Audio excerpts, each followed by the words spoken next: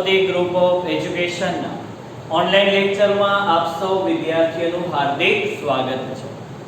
વિદ્યાર્થી મિત્ર, આપણે ચેપ્ટર નંબર 2 સંચાલનના સિદ્ધાંતો વિષયની આપણે સમજૂતી મેળવી રહ્યા હતા, જેમાં આપણે અગાઉના લેક્ચરની અંદર વૈજ્ઞાનિક સંચાલનના વિચારો અને વૈજ્ઞાનિક સંચાલનના સિદ્ધાંતો તેમજ શ્રી ફ્રેડરિક ટેલર ની વૈજ્ઞાનિક સંચાલનની પ્રયુક્તિઓ વિશેની આપણે સમજૂતી મેળવી અને એના પછીના લેક્ચરની અંદરમાં આપણે જે બીજા સંચાલન શાસ્ત્રી શ્રી હેનરી ફેયર, તો હેનરી ફેયર વિશેની પણ આપણે સમજૂતી મેળવી હતી। એનું થોડુંક આપણે રિકેપ જોઈ લઈએ।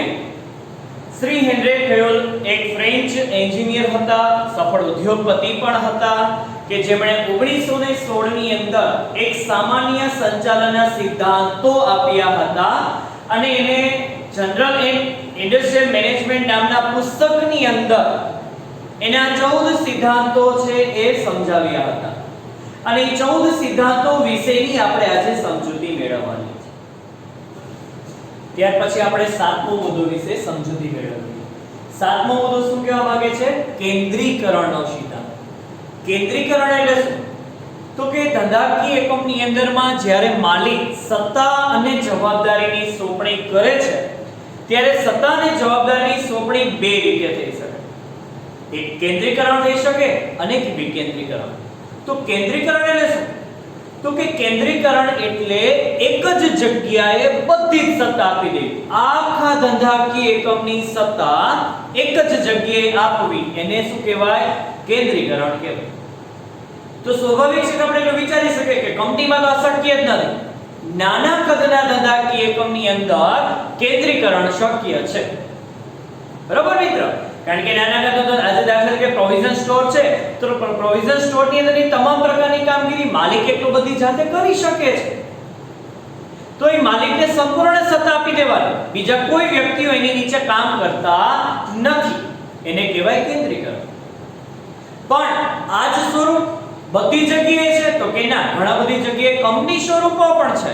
તો કંપની સ્વરૂપોની અંદર ઘણા બધા વ્યક્તિઓ કામ કરતા હોય, તો ઘણા બધા કામ કરતા હોય ત્યારે ઉચ્ચ સપાટીથી નિમ્ન સપાટી તરફ સત્તાની સોંપણી કરવામાં આવે, જેને કહેવાય છે વિકેન્દ્રીકરણ।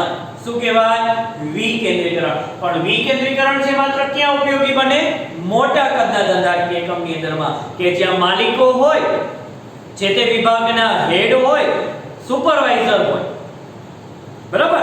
જ્યારે નાના કદના ધંધાકીયમાં માલિક એક જ છે, એ જ હેડ, એ જ સુપરવાઇઝર, તો નાના કદના ધંધાકીય એકમની અંદર કેન્દ્રીકરણ અને મોટા કદના ધંધાકીય એકમની અંદર વિકેન્દ્રીકરણ। તો જો કંપનીનું સંચાલન તમારે અસરકારક સાબિત કરવું છે તો શ્રી હેનરી ફેયરે એવું કહ્યું કે જો નાના કદનો ધંધાકીય એકમ હોય તો તમે કેન્દ્રીકરણ અપનાવો અને મોટા કદનો ધંધાકીય એકમ હોય તો તમે ઉપરથી નીચે તરફ તમે સત્તાની સોંપણી કરી અને વિકેન્દ્રીકરણ તમે અપનાવી શકો છો।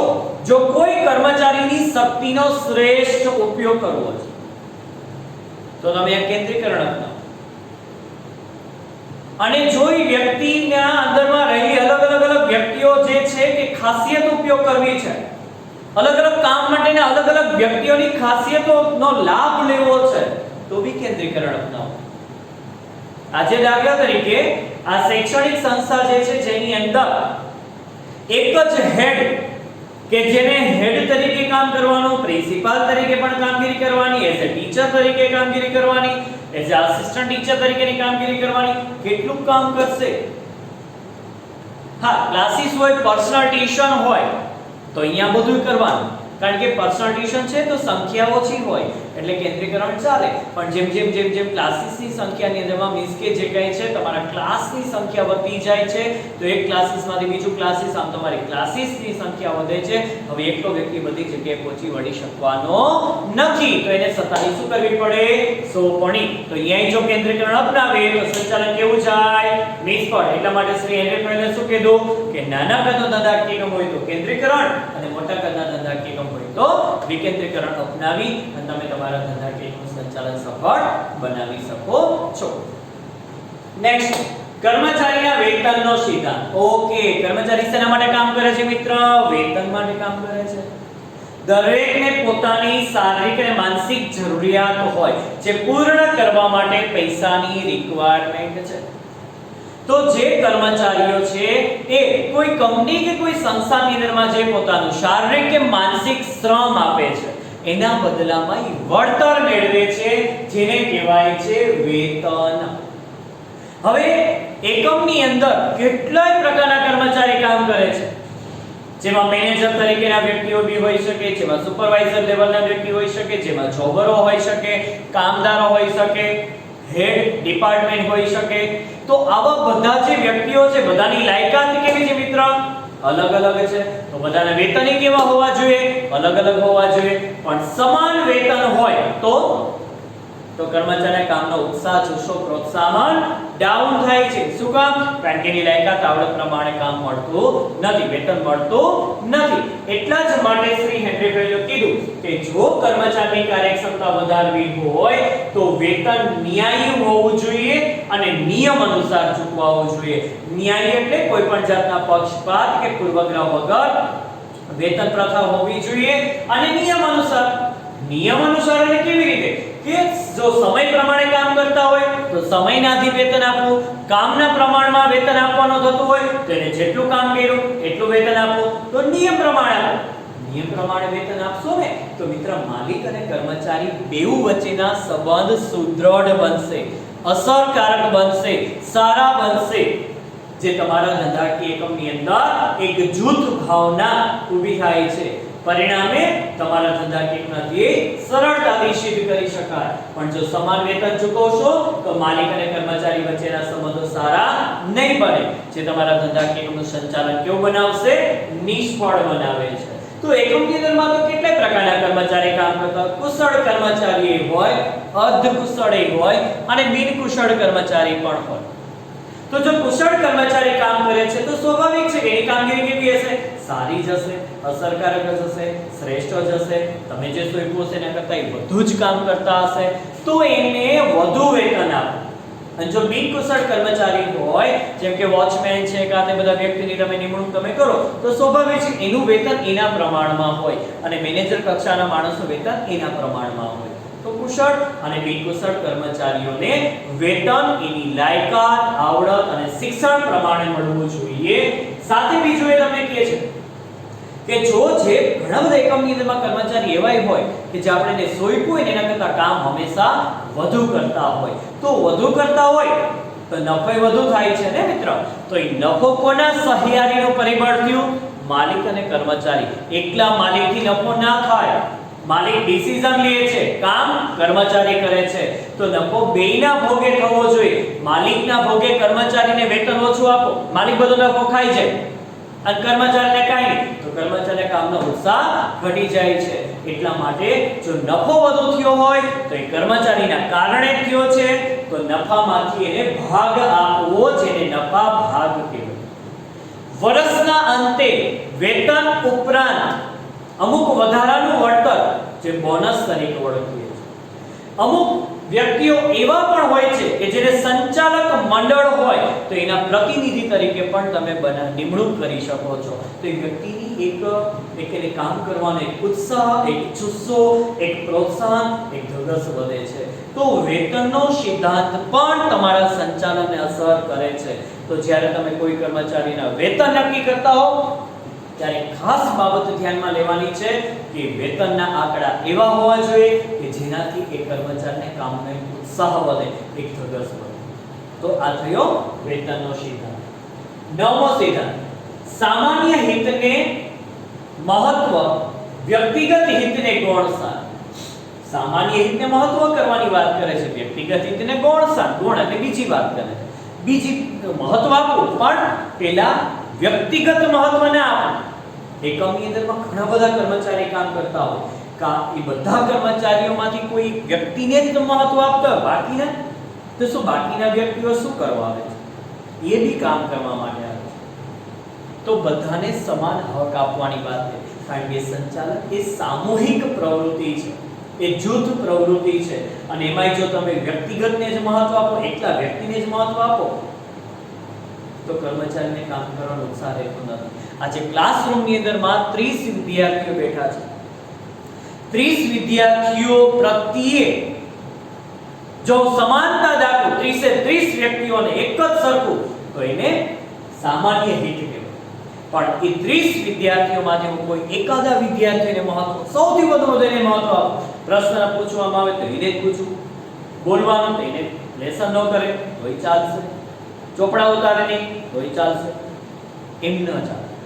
તો બાકીના વિદ્યાર્થીઓ 29 વિદ્યાર્થીઓ છે એને એ શિક્ષક પ્રત્યેની એક ઘૃણા ઊભી થાય છે, એક શિક્ષક પ્રત્યે ઈર્ષા થાય છે.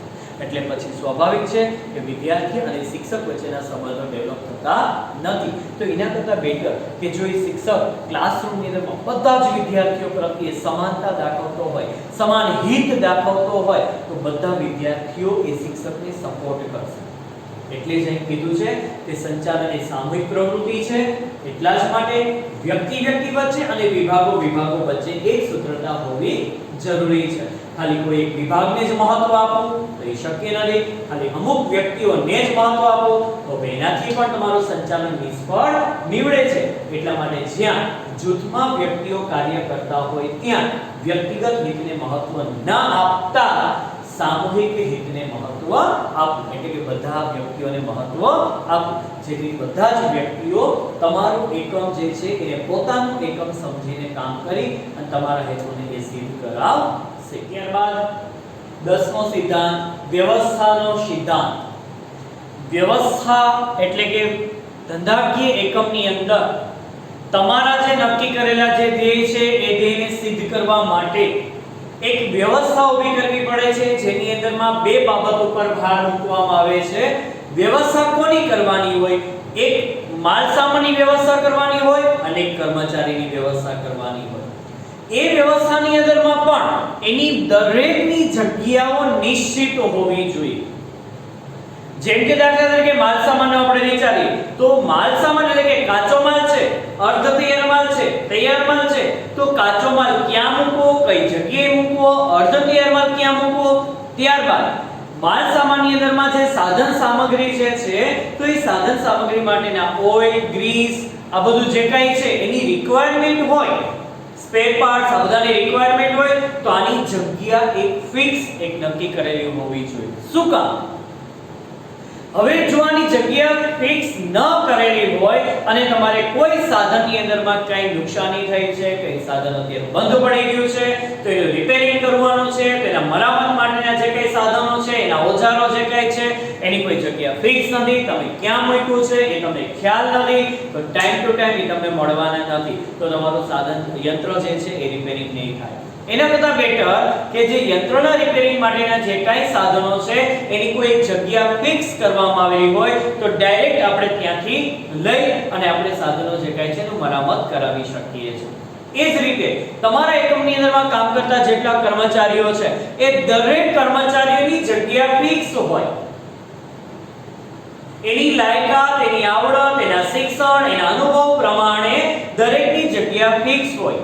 જો એની જગ્યાએ જે કર્મચારીને મૂકવામાં આવેલ હોય તો સ્વાભાવિક છે કે કર્મચારીને કામને ઉત્સાહ, એક જુસ્સો, એક પ્રોત્સાહન મળે છે. તો સ્વાભાવિક છે જો આમાં કીધું છે કે બે વસ્તુ પર ભાર મૂકે છે, માલસામાનની વ્યવસ્થા, કર્મચારીની વ્યવસ્થા.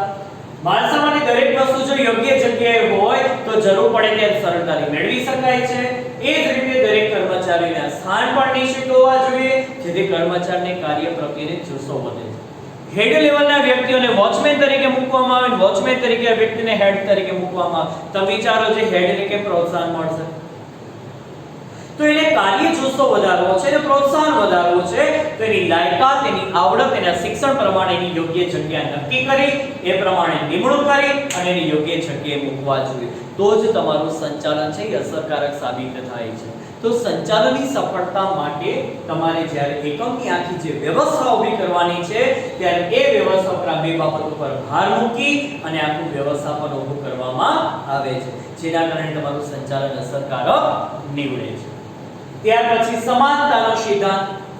સ્વાભાવિક છે કે જ્યાં જૂથમાં કામ થતું હોય, સમૂહમાં કામ થતું હોય, ત્યાં તમે વ્યક્તિગતને જો મહત્વ આપતા હો તો કર્મચારીઓ વચ્ચે અંદરોઅંદર અદેખાય ઈર્ષાભર્યું વાતાવરણ ઊભું થાય છે. એના કરતાં બેટર કે માલિકે એના નીચે કામ કરતા જેટલા કર્મચારીઓ છે એ દરેક કર્મચારીઓ પ્રત્યે સમાનતા દાખવવી જોઈએ, ન્યાયી રીતે વર્તન કરવું જોઈએ, કોઈ પણ જાતના પૂર્વગ્રહ કે પક્ષપાત વગર વ્યવહાર કરવો જોઈએ. તો જ એકમની અંદરમાં કામ કરતા જે કર્મચારીઓ છે એ માલિકને સપોર્ટ કરશે, અને જો માલિકને સપોર્ટ કરશે તો માલિક દ્વારા એટલે કે સંચાલકો દ્વારા જે કાંઈ સંચાલન તૈયાર કરવામાં આવેલું છે તે સફળ નીવડશે. જોઈએ આપણે આની અંદરમાં શું કહે છે કે કર્મચારી એ સંચાલનનો એક ભાગ છે. સ્વાભાવિક જ છે, કર્મચારીઓ જીવંત એક લાગણીશીલ સામાજિક પ્રાણી છે. જો તમે એની સાથે સમાનતાપૂર્વકનું વર્તન તમે સહેજે જરા કે તમે અન્ય કરતા એને ઓછું મહત્વ આપ્યું ને તો એ કર્મચારી અંદરથી એક દુઃખ અનુભવે છે. જે એકમની અંદરમાં પછી એવું થાય છે કે મારા એકમની અંદરમાં કામ નથી કરવું, મને મજા નથી આવતી, આપણે મહત્વ નથી આપતા, બીજાને મહત્વ આપે છે, તો સ્વાભાવિક છે કે કર્મચારી કામ નહીં કરે. તો દરેક કર્મચારી જે હોય, કુશળ હોય, અર્ધકુશળ હોય, બધાને સમાન પૂર્ણ એક દ્રષ્ટિએ જોવા જોઈએ, એટલે કે ન્યાયી વર્તન દાખવવું જોઈએ. જો આમાં કીધું છે ન્યાયપૂર્વક અને સમાનતાથી વર્તન કરવું, એટલે કે નીતિ નિયમથી બહુ વર્તન ન કરવું, બહુ વૈધિકપણું નહીં બતાવવાનું, કરવું જ પડશે, અત્યારે જ કરવાનું એમ નહીં. એના કરતા એને પ્રેમથી સમજાવી શકાય છે કે ભાઈ તારાથી થઈ શકે છે, શું કામ ન થઈ શકે, કરી નાખ ને ભાઈ. એટલે કર્મચારીને એક ઉત્સાહ વધશે કે વેલાવ ને માલિકે કીધું છે કરી નાખ. બહુ તમે રૂવાબથી તમે કામ સોંપશો તો ન થાય. એના કરતા કર્મચારી સાથે જો પ્રેમપૂર્વક વર્તન દાખવવામાં આવે તો એ કર્મચારી એટલે કે માનવ સંબંધો દાખવીને કામ કરવામાં આવે તો સ્વાભાવિક છે કે માલિક અને કર્મચારી બંને વચ્ચેના સંબંધો સારા રહેશે. એટલે વૈધિક કરતા કેવા સંબંધો દાખવવા? અવૈધિક સંબંધો દાખવવા. જે કર્મચારી સંચાલકો પ્રત્યે વફાદારીપૂર્વક કામ કરશે તો તમારું સંચાલન અસરકારક અને શ્રેષ્ઠ સાબિત થશે. ત્યારબાદ નવા કાર્યની પહેલનો સિદ્ધાંત. હવે સંચાલકો જે પોતાની ઉદ્યોગ જે સાહસિકતા બતાવે છે ને એવી જ રીતે એકમની અંદરમાં કામ કરતા કર્મચારીઓ પણ ક્યારેક પોતાની સાહસિકતા બતાવતા હોય છે. ઘણી વખત કર્મચારીઓને જે સોંપેલું કામ છે એના કરતા વધુ સારું અને કંઈક નવું સંશોધન કરીને લાવે, નવું કંઈક શોધખોળ કરીને લાવે, અને એ કર્મચારી જ્યારે માલિક પાસે જઈને કહે કે આ કામ છે એ જે આપણી પદ્ધતિથી કરીએ છીએ તો બેટર છે, પણ મેં કંઈક નવું સંશોધન કર્યું છે, મેં કંઈક નવું રિસર્ચ કર્યું છે, તો માલિક એવા ટાણે એના કામની જો પહેલવૃત્તિ ના આપે એટલે કે કામને મહત્વ ના આપે તો એ કર્મચારી બીજી વખત ક્યારેય માલિકને કોઈ નવું કામ નહીં આપે. તો સ્વાભાવિક છે કર્મચારીઓને પહેલવૃત્તિ, કર્મચારીના નવા કાર્યને પહેલવૃત્તિ આપવી જોઈએ. એટલે પહેલવૃત્તિ એટલે એને પહેલા મહત્વ આપવું જોઈએ. કઈ વાંધો નહીં, અપાય, એમાં શું વાંધો છે? કદાચ એવું બની શકે કે ઓછા ખર્ચે અને વધુ કામ પણ થઈ શકતું હોય. મેં તમને આની પહેલા એક વખત ઉદાહરણ આપ્યું હતું કે માર્કર બનાવતી જે કંપની છે એ 1 મિનિટની અંદરમાં એક માર્કર બનાવે છે. કોઈ એક કર્મચારી છે એમ કે છે કે 30 સેકન્ડની અંદરમાં માર્કર બનાવીને આપું છું. હવે માલિક ના પાડે, ખરેખર માલિકે આ કામની પહેલવૃત્તિ કરવી જોઈએ તો એ કર્મચારીને અંદરથી ઉત્સાહ વધશે, એક જુસ્સો વધશે, અને ક્યારેક ઈ કર્મચારી પણ એક માલિક તરફ જઈ શકશે, સંચાલક તરફ જઈ શકશે. તો એ બાબતને મહત્વ આપવાની વાત છે. જો આ કીધું છે કે સંચાલકોમાં જે ઉદ્યોગ સાહસિકતા જરૂરી છે એવી રીતે કર્મચારીમાં પણ પોતાના કામની પહેલવૃત્તિ જરૂરી છે.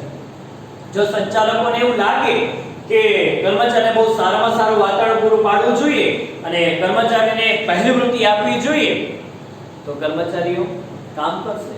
આજે કોઈ મીટિંગ લેવામાં આવતી હોય, મારી સામે મારા એમ્પ્લોય બેઠા છે, મારે સીધો ડિસિઝન એને નથી આપવાનો, પણ પહેલા મારે કર્મચારીઓમાં એક એવું વાતાવરણ ઊભું કરવાનું છે કે મારે જે ડિસિઝન લેવો છે એ કર્મચારીમાં મૂકી અને એ કર્મચારીને મારે પૂછવાનું છે કે આ જે નિર્ણય લીધો છે એમાં તમારા શું મંતવ્ય છે, તમે શું કહો છો, તમારા શું વિચાર છે. તો આજે એક કર્મચારી પોતાના વિચાર રજૂ કરશે એ પહેલવૃત્તિ. જો તમારે આવી પહેલવૃત્તિ તરીકે વાતાવરણ ન હોય ફટાફટ કહી દો આ પ્રમાણે જ કરવાનું છે તો કર્મચારી આમ કામ નહીં કરે, એને ઉત્સાહ નહીં વધે, જુસ્સો નહીં વધે. તો એના કરતાં બેટર કે એની જે સાહસિકતા, એને વધુને વધુ કામ કરવા પ્રત્યેનું સાહસ મળે એ માટે પહેલી વૃત્તિ જરૂરી છે. ભવિષ્યની અંદરમાં કદાચ એવું બની શકે ખરા એ કર્મચારીની અંદરમાં એક નેતૃત્વની કળા પણ વિકસે.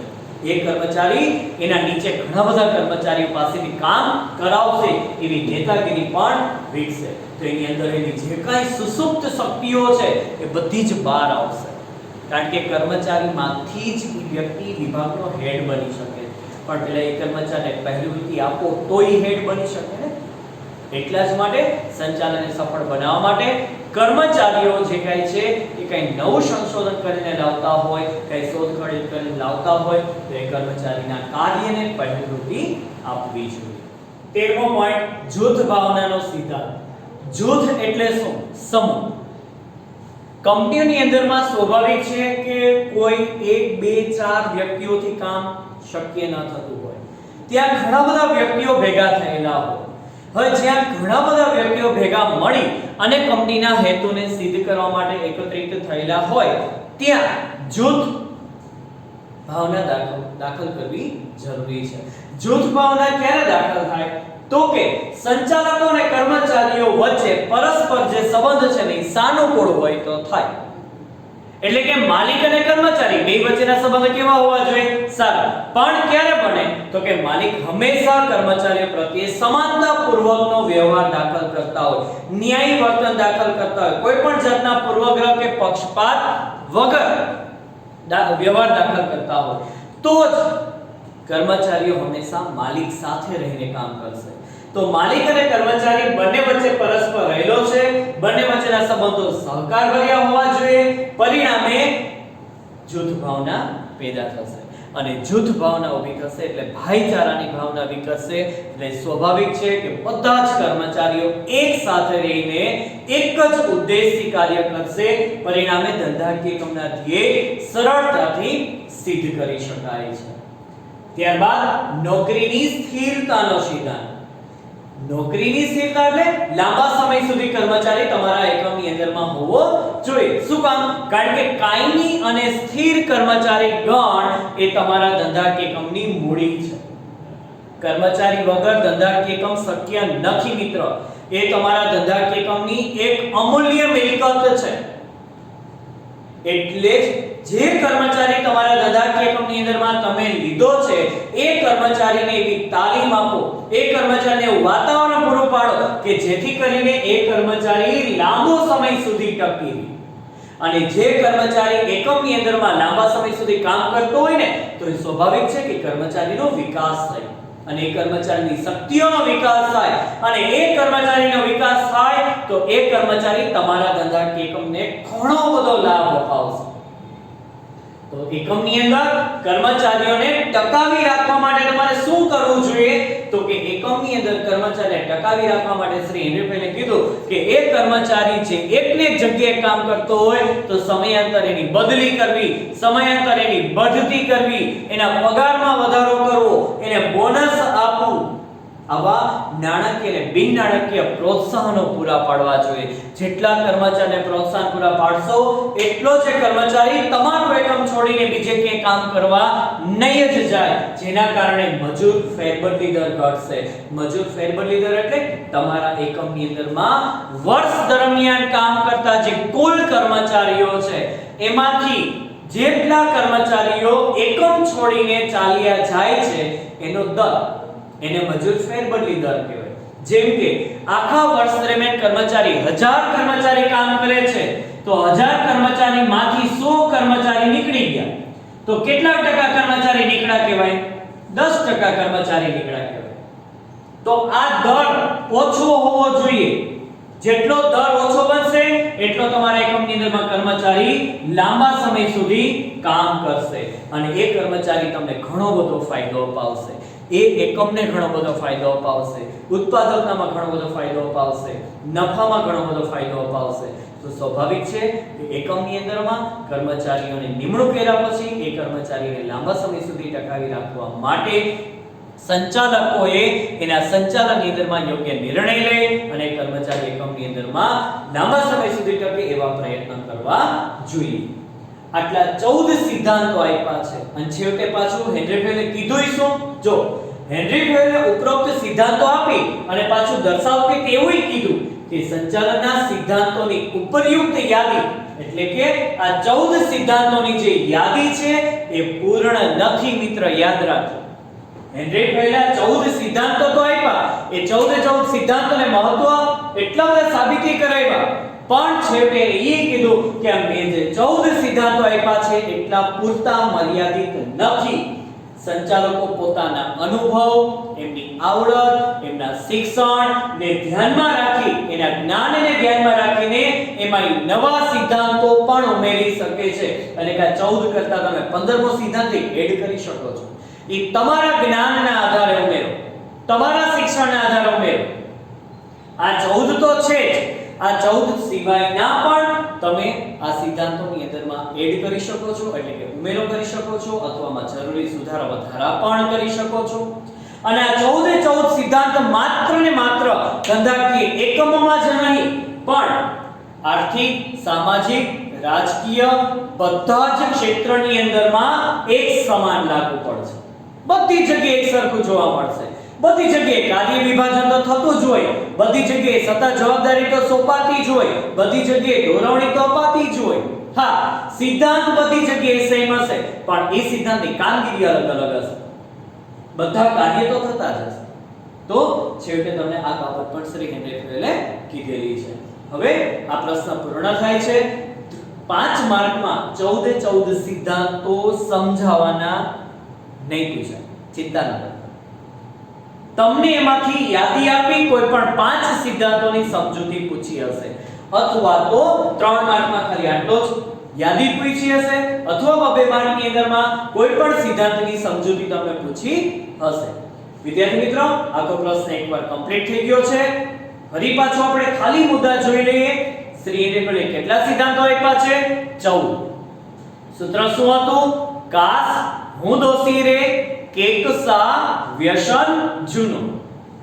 કાર્ય વિભાજનનો સિદ્ધાંત, સત્તા અને જવાબદારીનો સિદ્ધાંત, હુકમની એક વાક્યતાનો સિદ્ધાંત, દોરવણીની એક વાક્યતાનો સિદ્ધાંત, શિસ્તનો સિદ્ધાંત, રૈખિક સાંકળનો સિદ્ધાંત, કેન્દ્રીકરણનો સિદ્ધાંત, કર્મચારીના વેતનનો સિદ્ધાંત, સામાન્ય હિતને મહત્વ, વ્યક્તિગત હિતને ગૌણ સ્થાન, વ્યવસ્થાનો સિદ્ધાંત, સમાનતાનો સિદ્ધાંત, નવા કાર્યની પહેલનો સિદ્ધાંત, જૂથ ભાવનાનો સિદ્ધાંત અને નોકરીની સ્થિરતાનો સિદ્ધાંત.